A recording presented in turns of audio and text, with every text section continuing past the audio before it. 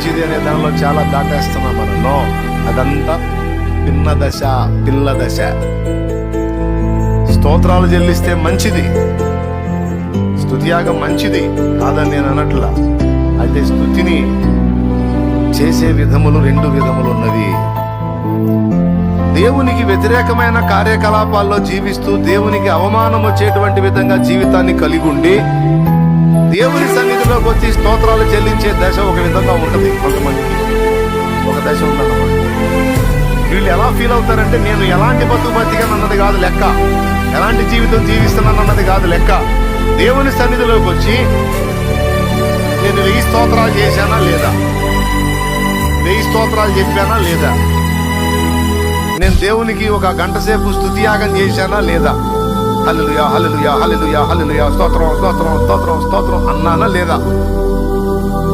అనేశాను కదా, అయిపోయింది, ఇక మంచిది, ఇక మిగిలినంతా ఆయన చూసుకుంటాడు, ఇక నేను ఎట్టున్నా పర్వాలేదని వెళ్ళి లోకానుసారమైన జీవితంలో దేవుని నామానికి దూషణకరంగా జీవిస్తూ సన్నిధిలో దేవునికి స్తుతించి మంచి జరిగింది అని ఫీల్ అయిపోతున్న దశ పిన్న దశ.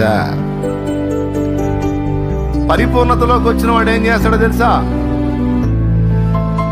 అంతగా స్తుతించినట్టు, అంతగా హడావుడిగా అందరిలాగా మామూలు మన చంటి బిడ్డల్లాగా బాలుర్లాగా హడావుడిగా స్తుతించినట్టు కనపడడు.